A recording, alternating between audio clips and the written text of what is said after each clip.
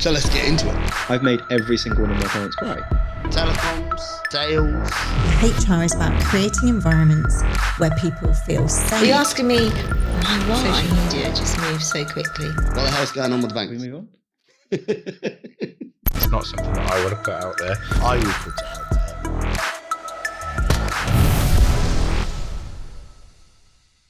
there. Welcome to the show, guys. Thank you. Thank you very much. 1Password. Mike, Jason, Appreciate very much it. welcome to the show.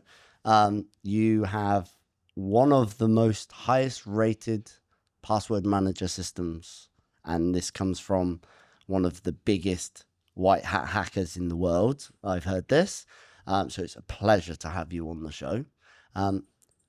One of you tell me a little bit about your product for the viewers out there that don't know what 1Password is, and then we'll dig into. No, you go ahead. Oh, So He wanted to. He gets to go. Go ahead. yeah, no. So 1Password's it's a secrets manager company, but I think it's a little more than that. People know us for our password manager product. yep. But it's a really forward-looking company where it's more about how do we secure people's, not only their passwords, but their identity. Yes. And Highly they have important nowadays. and they have That's some the really word. unique technologies that you'll be seeing in the future where through innovation, their road that they're on is how do we not only provide security for identity, but how do we make it easier than it is today? So normally those two are not on the same road. Never. Normally when you increase the level of security, Super complicated. it becomes very becomes complicated. painful for the end And user. so, human nature will try to move off of the road. Yeah. And so what 1Password wants to do is make the road more secure while at the same time encourage people to get on that road and travel on that road. And so very unique company. Because normally you're not on the same road.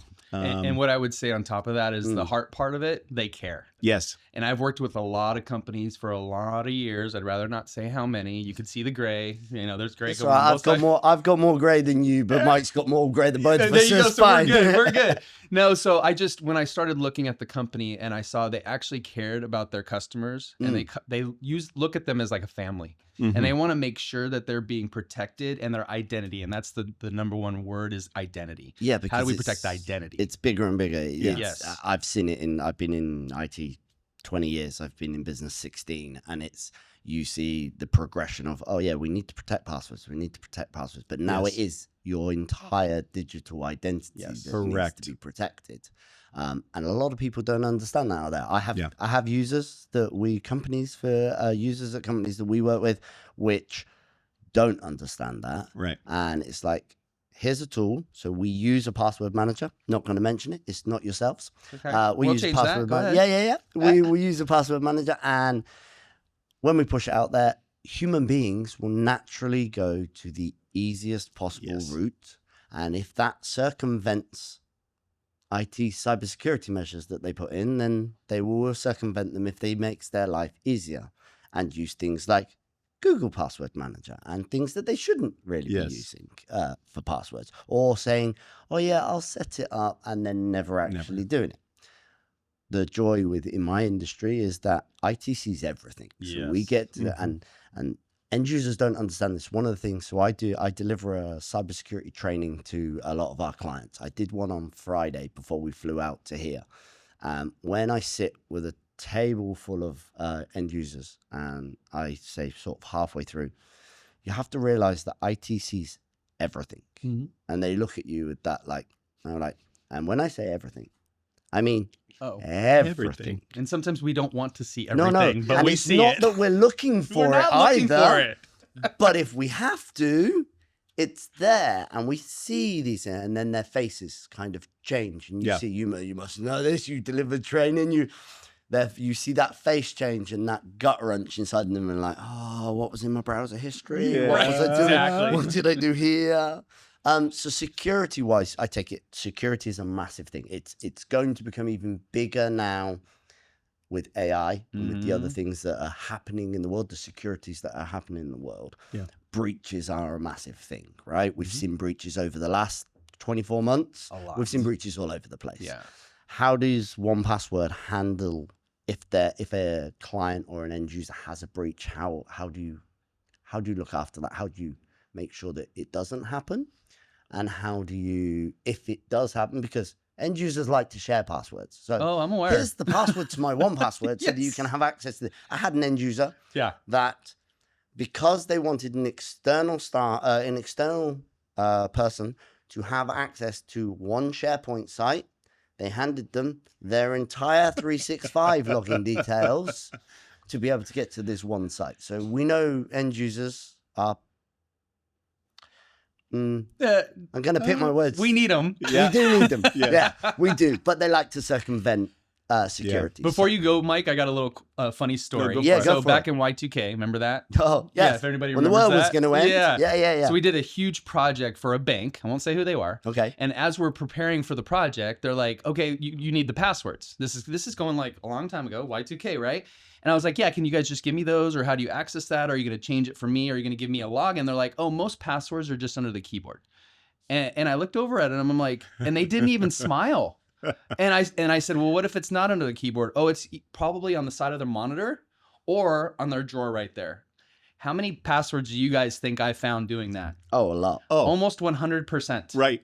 And so that's how far we've come to where we were to where we are now. And the other thing you said is anytime people look at security and it makes work harder. I worked at a hospital. And everybody was locked down but the executives. Yeah. And I was trying to help them understand it only takes one access point to get exploited. They're Done. like, yeah, but it makes my work harder, so figure right. it out. So it was very difficult. But Mike, how do we make sure that doesn't happen? That's the safe and easy part. Yes. So the way I think about security, especially when I'm talking to people who are not in the security industry, I liken it to basically everyday life. And the easiest example that I've run across that seems to resonate with everyone is basically you can break down the security industry into 3 components. Okay. And it's kind of like, think about the last time you got in your car and went to a store. Okay. Yeah. So you do all 3 of those components, or all 3 of those components are active in that scenario, but we don't realize it. So the first thing you do, so when you go into the parking lot, you get out of your car. And what is the first thing that you do before you go into a store? Lock my car. You lock your car. Now, if you think about why do you do that, that is the first piece of security, which is basically you analyze the risk and then you harden your car. You basically put a hardening security control in place. And we do that because we understand the risk. And we would think it's actually pretty dumb if someone just walked into the store and left their car doors open, right? Yeah. That's you become an easy target. 100%. Okay. So that's the first thing you do. Yep. Second thing that you do, if you have a car of value, I ran into one particular chap, an MSP, that had an old beat up truck from like the 1970s. He's like, I could care less about that. I knew that. And he didn't have the second component, which is what we call automated security controls. It's basically your alarm system in your car. It detects some sort of event and then automatically responds to that event. So a lot of cybersecurity is based upon that kind of principle, automated security controls. And then the third component is if those 2 fail. So let's say you're in the store, your alarm system is going off. You have the third component, which is the response component. I call it the human element. The automation has failed, the hardening has failed. Now you need people resources. So that's your detection and response. That's all your EDR, XDR, all of that response capability is basically the human component. You either have the police that show up, hopefully, Okay. Depending where you Hopefully. are in the hopefully. world. Yeah. Hopefully. Or if you're in the US in certain states, Yep. you might have the right to go out and respond by yourself. So you have 'cause you guys basically can carry guns in the exactly. States. Yeah. So you Not have everywhere. I call it not everywhere. self-remediation. Yep. And that's where a company might, want to self-remediate, or you can outsource that to like a managed detection response service. So that's basically the security industry, other than like compliance. 100%. Yeah. So I've never heard it explained that way. Me but neither. It is. I will be stealing that from people I talk to from now on, because that you'll find in cybersecurity, you'll probably find it as well, that we have to change our language when talking to end users or talking to anybody who's not in cybersecurity 100%. so that they can understand. Yeah. Oh yeah. I always put it to like an onion and the layers of an onion, and each thing is, but it doesn't matter how many digital layers I put on. The skin on the outside is the human element. Yes. And the weakest link. Correct. Right. So Correct. I will be stealing. help. So where I think 1Password fits in is in that first stage of, and I believe, especially with managed service providers and also end users that they service, this is the biggest difference that I found between, I used to work in the Fortune 50. Okay. The biggest difference between, I would say, Fortune 50 cybersecurity and the industry that we're in here is that first piece. We basically, as an industry, and I find this very unfortunate, we have sold and marketed really great alarm systems. We have hundreds and hundreds of companies that do that. That's been around. That's kind of where our industry started in security, is basically the alarm system. We're now into the new thing on the block is the human element, the detection and response piece, which has been going on for several years. But we do not realize that we are protecting a car with a great alarm system and cops all over the cars, but they all have their doors wide open. Yes. They do not, small, medium businesses, MSPs do not help their customers realize that they are protecting a car. It would be like going into a parking lot and seeing all of the doors wide open. So if you're a criminal, okay, just think about this from a criminal's perspective. If you're a criminal and you see one parking lot full of cars that all have their car doors closed, locked, everything, and then you look at the second parking lot where all of the doors are wide open, where are you going to naturally gravitate as a criminal? You're going to gravitate towards the easiest target. Always. Because human beings go for the easiest exactly. least passive, least Least resistance. Yeah. So that one gets stuck. Yeah. That explains why they have shifted their focus. And there's some tool sets, there's automation that has helped them. There's a lot of other factors architecturally that help them, but at the end of the day, they're still humans. They will gravitate towards the easiest targets, and those are the targets that have not hardened their environments. Right. So they don't understand the risk, or they understand the risk and they're willing to accept the risk, but at the end of the day, they have not hardened their environment. So where 1Password, I think, fits into that is we help them. We provide a way for them to easily lock their doors, close them, roll up the windows, and tidy up the identity portion of the security stack.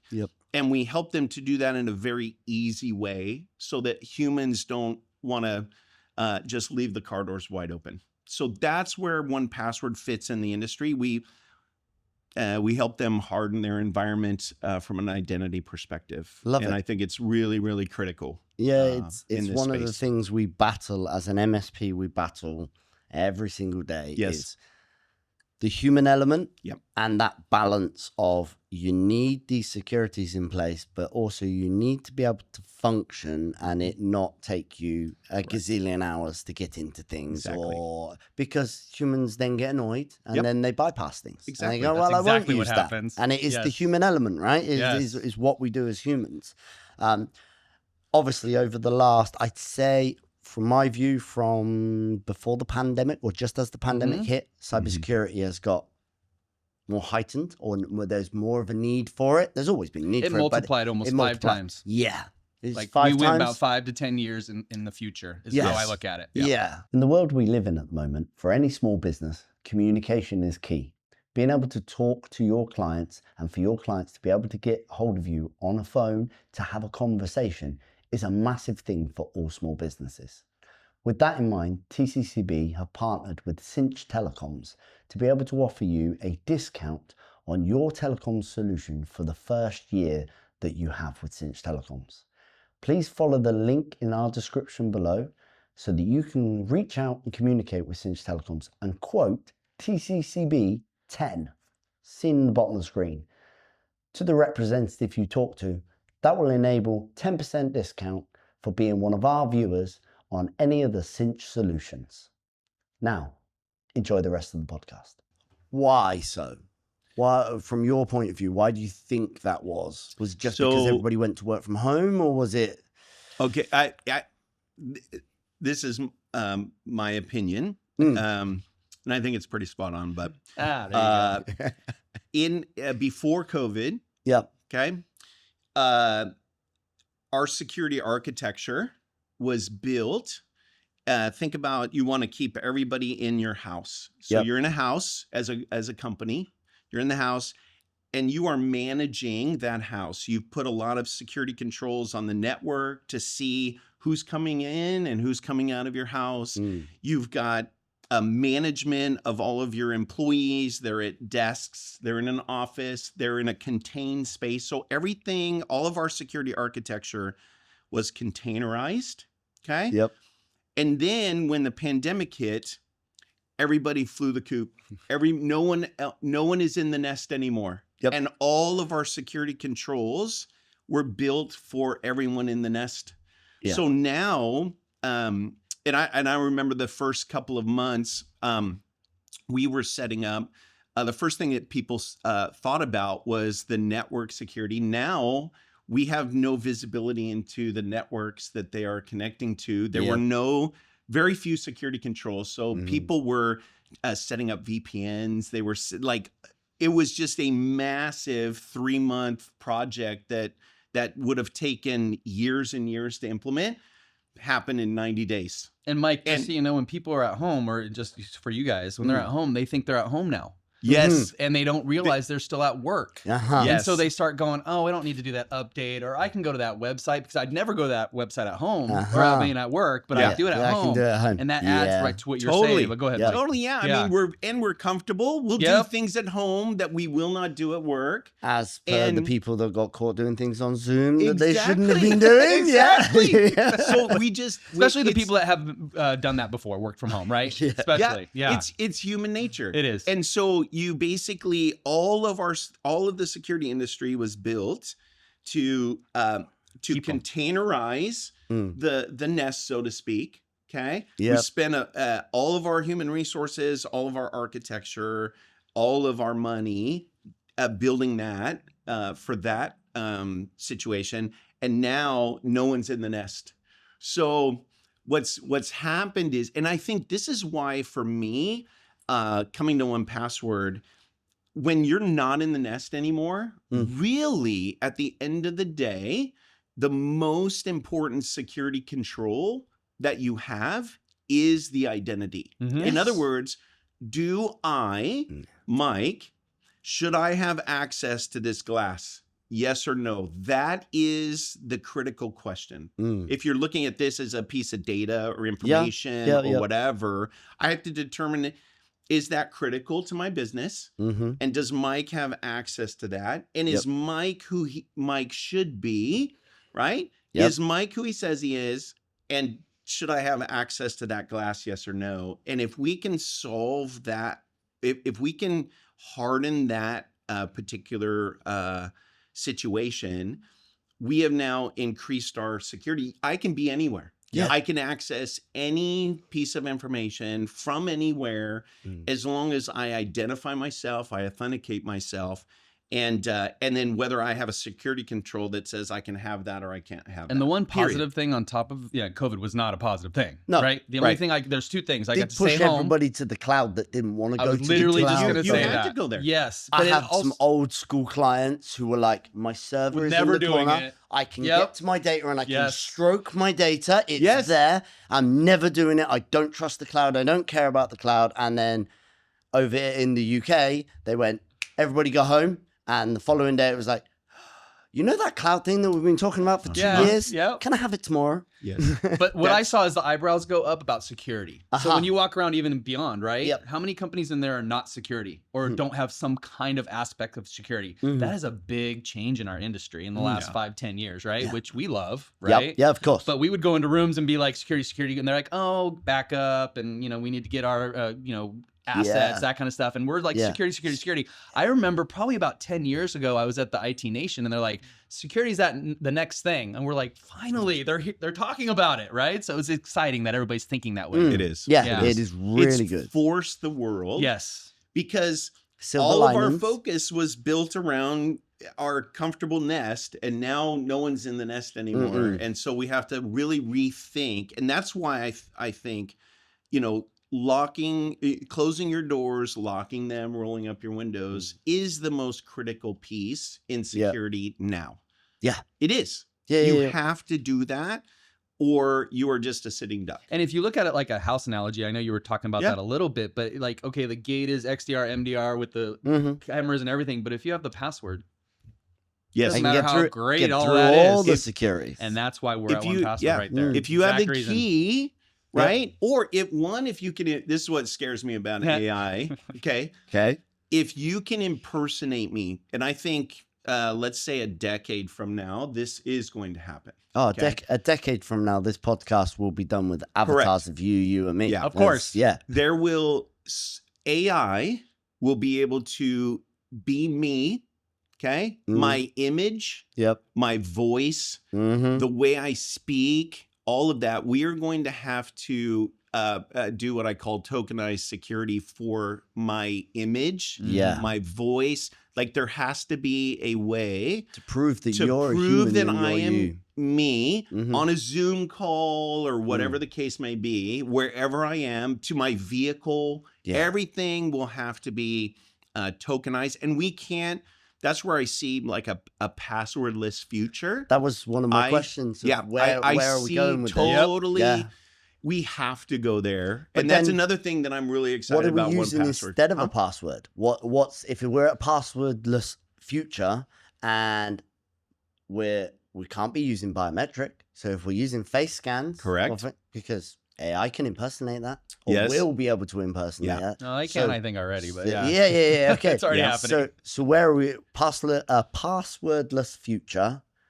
What are we using instead? So I think my opinion is we have to have I just call it either I use the word token, Token, yeah. but I think the world would understand it as like a watermark, like a digital watermark signature that is unique to me as my identity, that would authenticate me wherever I am. If my watermark or I call it a token, if my token is resident in that session, whatever that session is, whether I'm going to a website or whether I'm on a Zoom call or whether we have to get to the place where we can have a completely unique token associated with me. So we're looking at blockchain at the moment to do that sort of thing. There's a bunch of different. There's some technologies that I think can help. Well, I we're think doing 1Password. passwordless. I think You're doing 1Password how has you some do- of that secret sauce. Okay, Wait, good. stay tuned for that. Yeah, okay, That's Stay one of those tuned. ones. Yeah, Stay lovely. tuned for that. Yep. And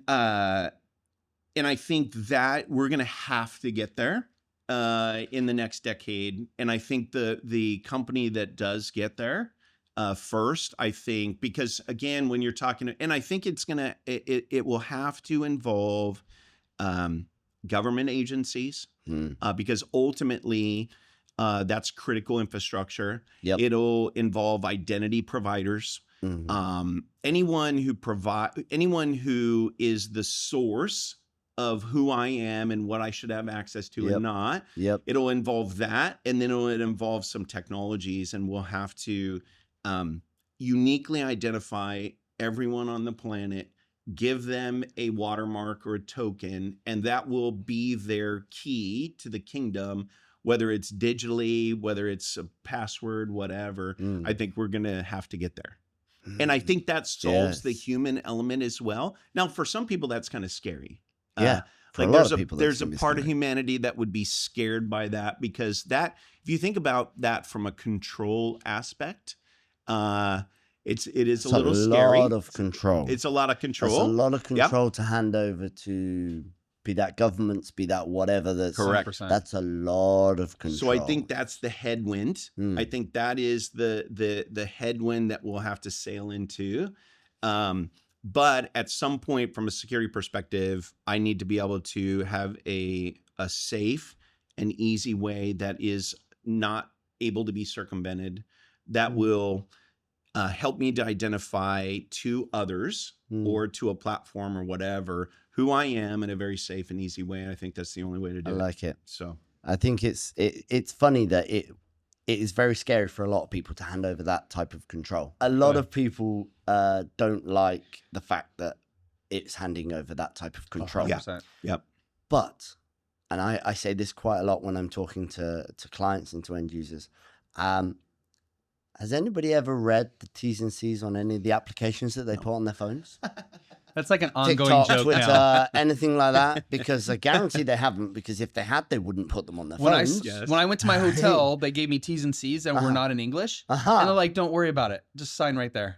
And I was just like, okay, I guess. And I went and looked at it later, but that is hilarious that you just brought that up. Yeah. And it is people straight away. And what they're giving away is, in some instances, more than what they would give away if there was a secure way of identifying them. Yes.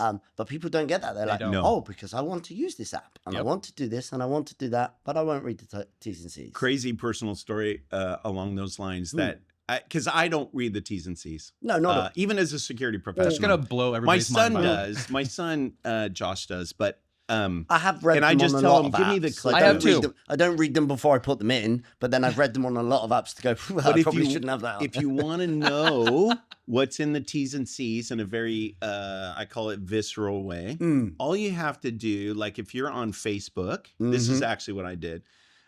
If you're on Facebook, cancel your Facebook account. And what you'll do is you'll be thrown into their workflow of offboarding you out of Facebook. Okay. All of your data. Yeah. What you will find is it's a multi-stage process, because they want to keep you there. Yeah, of course. And you will find at the end of that process why they want to keep you there.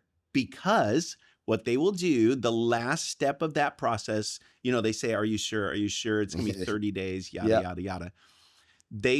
You will see a list, a documented list of all of your identifiable information. And it is multiple pages long, and it will be spelled out for you what they have been tracking of your life.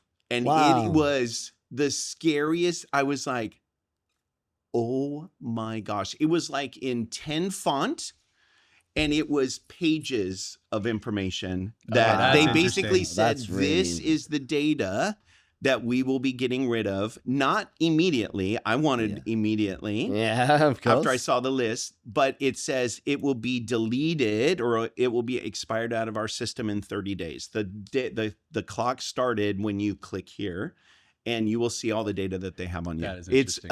It's wild. Because people don't understand that They don't. data is the commodity. Correct. It is data that holds the value. It's not your, if you're a company that sells a product, it's not your product that's valuable. Right. You sell it, it's your data that is valuable. Correct. And as a human being, the data that all of these companies hold on us is super valuable, because then they can sell stuff to us, or they can sell advertising to us, or they can do whatever they want with the data. But that's the valuable bit. And that's, I come up against this a lot on a day-to-day basis, talking with clients, talking with end users, and it's like, it's the data.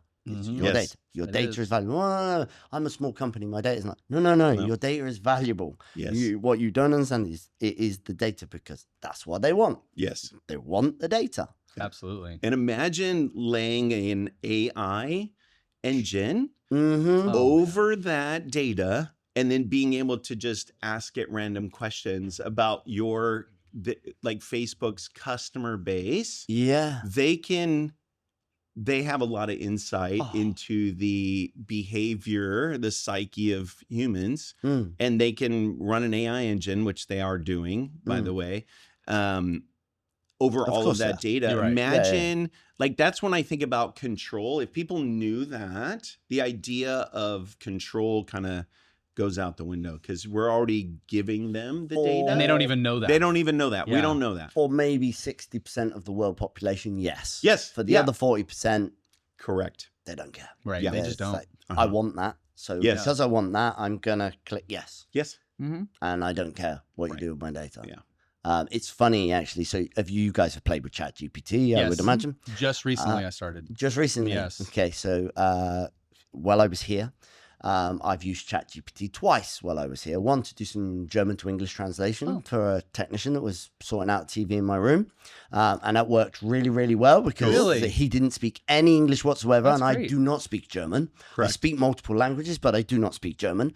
And it was like, he couldn't understand. I was like, hold on, pull out the app, voice translate, speak to it. It spoke out in German. He was like, whoa, the phone's speaking to me in German. He then spoke back. TV was sorted within like 5 minutes, right? Amazing. Brilliant. But one of the things I did on ChatGPT is I put a particular prompt into it and I went, tell me the things that you know about me that I don't know about myself over all of our interactions. And it shot out. I will show you off camera what it shot out of me. But it's shocking considering OpenAI do not train their LLM on your data, or so they say. So they All say. right? So all of them say we don't train on your data, but for it to spit out, hey, like, yeah, you do this and you're like this and you work in this business and you work and you do this with your children, and it's like, and it's That's crazy. Well, you so know, that leads me on. Yeah, go. I was just no, going to say about go for it. ChatGPT that college students are starting to look at it and Oh, yeah. using it for like tests and stuff like that and Yeah, like yeah. papers. So my daughter's at UCLA, my other one's at TCU, and in UCLA, it's becoming an issue. Like Mhm. people are actually starting to use it, and I told her don't use it because you're not learning anything. Number two is there's going to be some kind of software or some kind of regulation check. that Yep. they're going to see who's doing that, and it's going Yes. to come back to you. So she doesn't do it, but she's like, she gets mad sometimes because her friends are using it. Yeah, it's instantaneous. But she's a really Here's good my writer, so essay. she Yeah. doesn't I'm care. done. Yeah. But yeah, back to the ChatGPT. Yeah. So that brings me on to are you guys planning on doing anything with AI? Is there anything do you think it's secure enough to put into a system? What's the thought process? Because obviously it's I don't AI. think so. I'll let you from the technical side, but I think it's just another user that we have to regulate and put controls around. But how do Yeah. we do that, and what Yeah. are those? Right? Yeah. That's the problem. Yeah. I do know that we are for our I do know that we are exploring AI. I One think of our everybody is. yeah, we're you have to. exploring it. But one thing about 1Password that I actually really admire, Mm. they will choose security as the top priority. That's the So default. they Yep. That's why if we're both they there. cannot. In fact, when I learned about their architecture, it was and I've been in the industry for a little while. No, But No, I really? looked at how they have built the security architecture. Uh-huh. It does create certain issues for us, like when it comes to like integrating or whatever, because they will, if they cannot do it in a secure way, they will not do it. Period. End of story. and And that is a non-negotiable. it's not even a conversation. It's not even a conversation. They Brilliant. just say, That's brilliant. no, it's not going to happen. If there is a, not even in the gray area, it's like, it's a black or white, yes or no, It's kind just of. people that got together that wanted to do good for this world, right? Yeah. And they wanted to do good things and they care. And I got a quick little for care. So I did a project in a big software company in Seattle. You could probably figure out who it is. And when I was there, a project manager, they asked me to let a project manager follow me around. I'm like, perfect. And I got up in front of all the security heads of that place. I almost said it. And all these people in the room, right? And afterwards, it's over. So she came to me and she goes, can I ask you a question? I'm like, absolutely. She had her notepad and everything. She goes, how did you make them think you care? And I said, this is going to be... Because I do. Here's the answer, right? And I want you to remember your whole life. You have to, or they'll know you don't. Yeah. And if you're genuine and you care about your customers and the industry as a whole, people will know that. Yeah. And I just always bring that story back to my head whenever I'm doing something, because as long as I care about you and everyone around us, we're going to be successful. Yeah. So. Yeah. So we're I feel that from you, by the way. exploring it. Yeah, That's that's why I what brought we that try story to up. do I in our feel that. business. Is Yeah. the same thing. So I mean, we're exploring it, but I think we will jump in if we could do it in a secure way. That's That's what I think. Yep. So I do know they're exploring it, but how do you do that in a secure way? That'll be. So I'm interested in what they'll come up with, Yeah, I mean, if anything. So we'll in see. the clients that we work with, obviously, because AI is such a massive thing. Yep. We have restrictions now. So a lot of our bigger clients, like everything's locked down. You can have no AI whatsoever. Okay. The only AI you're allowed is whatever has passed through cybersecurity. Cybersecurity has to come through us, and we will vet it and check it, because there's so many AIs out there now. It's like, I've got this, it will do this, and it will do that, and it's not even just the big boys. It's like, PowerPoints, and it creates everything for you. The only secure one that we have so far is Copilot from Okay. Microsoft. Yeah. So we allow them to use Copilot because they're 365 tenancies. It all stays inside the 365 tenancy, and we're seeing a more larger rollout of that. Okay. But now we have Apple Intelligence. That's I love how they use the A and the I. Of course they did. They're brilliant. They are Apple brilliant. Intelligence. They we are got brilliant. Apple all over us. Yeah, no, massive Apple user. Same. Yep. Love them. Don't believe that an Apple laptop should be in a work environment. I use Windows. Oh, Don't believe that's an another Apple laptop discussion. should be Okay. at all in a work environment. Right. Wow. I'm an Apple guy. Mobile phones. Yeah. Brought to you by Microsoft. Especially because of security, by the way. So that's why I go Apple. Mm. We'll talk about that offline. So I'll give you a funny story. Sure. My ops manager, who you've met, who's here with us, when he started working for me, he was like, "I'm an Apple guy. Yep. I have an Apple laptop. It's super secure. It's amazing. I love my Apple." He came into my office. I was like, "Okay, can you bring your Apple device into the office?" And he's like, "Yeah." It took me about 35 seconds to change his password on his Apple device, not knowing his password with a few keystrokes. Challenge accepted. Yep, did it. And he turned around and went, "I'm no longer an Apple guy anymore. I'm done," because at least on a Windows device, you have to plug something in to try and get it to that motion. Apple device, no. So I'm going like 15, 20 years-ish that this happened, right? But yeah, you're talking 10 years-ish. Okay. maybe. So I was an IT director, and we had the marketing department as the only team that had the Mac. We had an exploit, and it's the only one that didn't got exploited. And the CEO asked me why that happened. Oh, because it's Apple. But this is, you're going to like this answer better. It's because they're not attacking the Apples, because there wasn't a lot of Apples in the company. Yes. So they got 99% of it. It wasn't because it was locked down. It wasn't because the security. No, because they weren't doing it now. Correct. But now They we've are changed. now. They are now. If you go into a company now, like, you didn't have to put AV on a Mac back then, right? And I went IPX, SPX to TCP/IP, and that separation with the Novell for the world was the most secure I've worked in, because you can't go from TCP/IP to IPX, SPX. Nope. But now Macs have AV, they have all that lockdown, and now businesses are using Mac way more. Yeah. Way So too much. I'll have you look at mine, because I want to see, because I have mine locked down. So I want to see. And I'll switch. I'm an MCSE. I'll go back to Windows. I think it is. I think we've all seen growth in the security, in the way in which people, especially business owners, think about security now.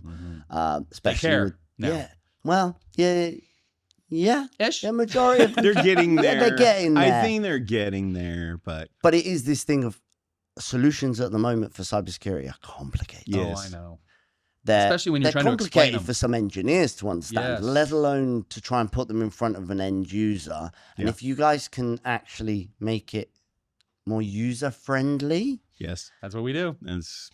Literally almost every conversation had some kind of aspect of that last night. Yeah. We love using your product. Oh, That's it's what so I hear all the great. time. It's so great when they walk in. They're just, we love you guys. Yeah, Like, we just I love you too. We were just talking to a business owner, and she says, I use 1Password. I love it. And I try to talk to other CEOs about, why you should use 1Password and hear its value and stuff. Yeah. And hearing a non-technical person explain the value of what we do. I've never worked for a security company that it's like that.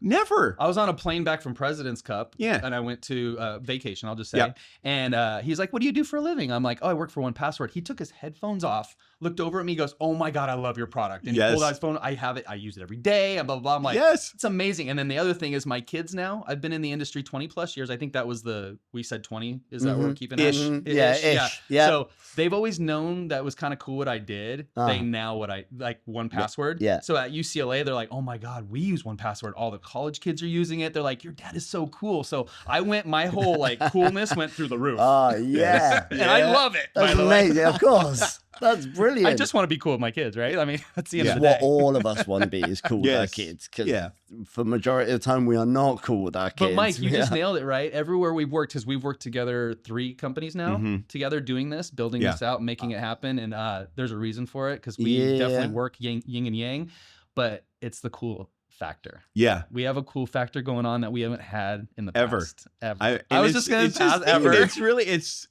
really fun. Yeah. It's when people everyday people know our company. I've never had that. Never. I've had to explain it to everyone I've ever worked at. And is your reach for 1Password global now, or or is there areas that you're not? There's always going to be places that we don't sell to for obviously. obvious reasons. But the ones that you would think we're in. And we're expanding right now. We just expanded into EMEA, and then we're going to start looking at APJ next. How's EMEA going? It's fantastic. It just started this year. We just hired a new leader. He's fantastic. He came from Duo, correct? Lovely person. It's just everybody that we hire has this care aspect that just, I want to help people. I want to get out there and do it. And I know I keep saying that, but it's my heart just comes through because I'm around people that look at the industry the same way as I do. And so that's why expanding into the world, because I think every American should get out of America and go see the world. That's what I would say, because your mind expands, right? It's like we're in this little bubble. I love America. Let me be very clear. Love, love, love it. But getting out and going to Berlin, that we're here right now. It's just a different world, but the same, but different, but the same. And that's what I keep trying to tell people. Like, people look at things differently, and that's how your mind expands, right? Definitely so I just love it. Yeah, I think I spent a lot of my formative years traveling around the world. I was very lucky to I can live see that in just lots the way of you countries. are. Yep. And it changed my perspective on everything. That's the right word. Because I was involved in cultures, not just on a holiday. I was actually living in the culture, and it changes your outlook. Yeah, vacation is way different. Yeah, 100%. You're at your resort, and everybody's giving you everything you want. Yeah, living in the culture is a completely different thing, and that's what my wife said. That's so funny. He said that. She goes, immerse yourself everywhere I go. He makes me do that more than anyone else. That's good. It is. That's a good thing. Because I just sit in my room and work all day, so he kicks me out. How are you guys finding the event? We're at PAX 8 Beyond.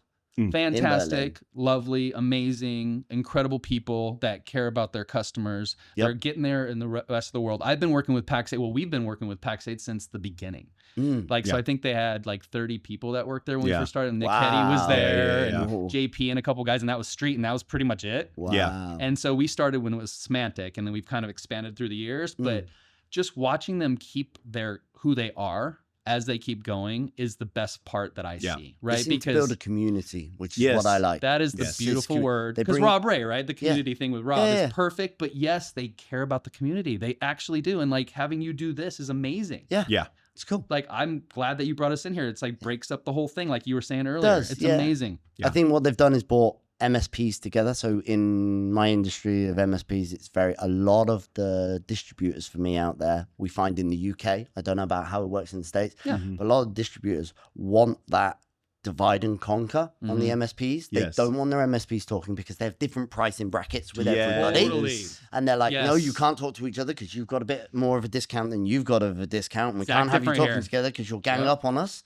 And it's like, we want to keep you apart. And then that feeds down to the MSPs, and they have this mentality that, oh, you're my competitor. I can't talk to you. Right. I can't talk to you And about that's the anything. You're my worst. competitor. Whereas Yes. I'm completely different. There's no competitors because you might do something that I don't do. I Right. might do something that you don't do. I was at an event on Tuesday, a Pax8 event actually on Tuesday, and I was with 20 other MSPs in the room. We've already found an MSP that does pen testing that we don't do. Yep. And they're not one of the big boys, so it's not all the corporate Exactly. palaver to get through a Yeah. pen test. We're starting to work with them. Yep. We found an MSP that doesn't do any hardware repair, and we have a whole hardware That's desk beautiful. that does repair. And they're going to ship all their hardware to us to do the repair. And it's It's like, not competitive, it's synergy. collaborative. Yeah. Yeah, Yes. exactly. I used to I get on podcasts years ago, and they're like, "Tell me about your competitor." I'm like, "I don't have competitors." I love that you literally said what I said. I don't have competitors, and that's what Pax8 does. It's collaborators. It's like they might do something what I do, or something I don't do, or better than what I do, and I Right. can learn from that. And we all push each other Exactly. and wait. What is it? The water raises all boats. Yeah. Like push everybody to get to security better. Yeah. And the whole thing that you were saying about everybody talking together, Yeah. you can go sit in a session. Or you can go meet another MSP and sit there all day and collaborate together. Yeah. And Yep. that's what these events are amazing. I was at their event last night that they put the MSP initiative put on at Brewdog. Oh yeah. We went over and we Yeah. had some beers. It's really funny that we're in Germany and went and had Scottish beer. Yeah. We went But- Italian last night, so yeah. Don't say anything. But I was sat talking to an MSP that's in the north of England. We're in the south of England, and they're just new to Pax8, and we're chatting, and we're like, okay, so what do you use as your PSA? Oh, we use this. Yeah. Okay, have you looked at this? Oh, what do you use for this? What do Right. you use? Oh, and we're taking notes off of each other and going, oh, I haven't looked at that. Let's have a look at this. It's beautiful, man. And it's that thing of we're human beings Yeah. at the end of the day. Every right? industry does that. Now it's coming to MSP. Like Yeah, casinos. MSPs never they did all that talk to before. each other. Yeah, No, they did. that's what I'm saying. Never did Yes. Well, and I think from a security perspective, I think that really helps criminals. Mhm. Like I really think that When you it's separate it's people? yeah, when you Yeah. separate people, Yeah, you can pick 100%. them off. But Yeah. if you Divide and conquer. but if everyone is working together to be more secure, it makes it secure for everyone. I just think agree. it's I don't know. I think we need to do a lot more of it. Yeah, 100%. I think the world itself Yeah. would do better if we did a lot more of that. Yeah. Especially given everything that's going on in the world all over the place at the moment. Yeah. A little bit more collaboration, a little bit more Exactly. community Yeah. would go a very long, Go a long way. Yeah. I agree. Yeah. Do you find in cybersecurity, because you guys are in cybersecurity, do you find that your community is the same? That because there's trade secrets you guys have, right? There's Oh, those you talking that- about like other that- vendors? Yeah, yeah. Oh, yeah. Same thing. I think it's a collaborative thing. You just Yeah. can't Yeah. share some of the secret Yeah, sauce, of because course. it's the But, secret sauce. but I'll just tell you, like one of our competitors, which I don't call competitors, No, but no, one of no, my no. guys went over and hugged the person that's supposed to be a competitor, Yeah. and they were hugging each other and smiling and talking. Yeah, there's a couple They're of not- you here. This, Yeah. It's this just week. the way it should Yeah. be. It's the way right? it should be. So we had people coming up to our booth trying to get us to convince them to move to us, and I was like, "No, I want you secure Yeah, it's first." how I started the conversation with Exactly. you was, I'm with these. Why should I move to you? Yeah, and Yeah. what was our answer? If Yeah, you're happy don't. and it's If you're happy, working, don't go. Go because Exactly. that's the first step. The Yeah. second Yes. step is okay. What we can do for you Yeah. is not different what they do in a bad way or a good way. It's No. just we look at things differently. Yeah. And our main thing is the security architecture, like Mike Yeah. talked about, the Yeah. two token thing. That's the Yeah. main thing we focus on. Yeah, that got me. When you were talking about the two tokens. Yeah, and you it's need like, 2 keys. Yeah, you need the 2 keys. In And my we don't brain, have one of them. as you were saying it to me, in my brain was the old movie of the guys just going to the nuclear thing. That's and exactly one's right. over there, one's over That's there. right. Switching the thing. I actually like That's that. right. There's a I can reason. almost read. There's a reason why that's done. Yeah. Yeah, yeah, yeah. There is. Key man safety. It's- yeah. Oh, I'm stealing that now too. There's a reason why that's really important. So Yeah, and it does make a difference. When you were saying that clicked in my brain. I was like, actually, that makes a lot of sense. And that's Makes why a we lot of focus sense. on the security so much. yeah. Right? Like what Mike said, it's not even a discussion. If it's not security, we're not doing it. Yeah, Yeah. and that's perfect. Yeah. So if you have one piece of advice, I'll start with you. Okay. If you have one piece of advice for the business owners out there, What is it? I'm going to go back to what I keep saying. Care about your customers, not just the money, right? And not about what you're trying to get out of them, because MSPs are probably some of the best people on the planet. And that's why I do what I do. And it's because most MSPs I've met could be a CIO, could be a CISO, could be a CEO. They've decided to go to the front lines and helped in our entire industry for security. Every time I get in front of it's so refreshing for me to see. Like, you want to hear it, I want to see it, right? Yeah. I get up in front of MSPs all the time and I start every conversation, thank you. And everything, what do you mean? I'm like, what you do. And it's because it's amazing. So that's my advice. Keep doing what you're doing. Keep focusing on the security, because if they're locked down, they're going to be your customers forever. And look at them as a family extension, not just as a client. That would be my feedback. I love it. I love it. Family extensions. Probably for me right now. Yeah. I would say time is precious. 100%. And careful, Mike, you'll get me crying. And I would say cherish the people around you that you have relationships with. I had some bad news delivered to me when I woke up this morning here in Berlin from friends back in the States. A couple of my really, really good friends were just in probably a fatal car accident. And sorry to hear that, Mike. Yeah, very sorry. And so I would just say, tell the people that you're close to that you love them. Like, if you're a business owner, and you have kids, go cherish your kids. Yeah, spend time with them. Don't live for your business. If you have a wife, go hug her, kiss her, look in the eyes, and tell her that you love her. Same thing with husbands. Whoever's close to you. Yes. Do not leave today without communicating your care for the people that you care about. I love it.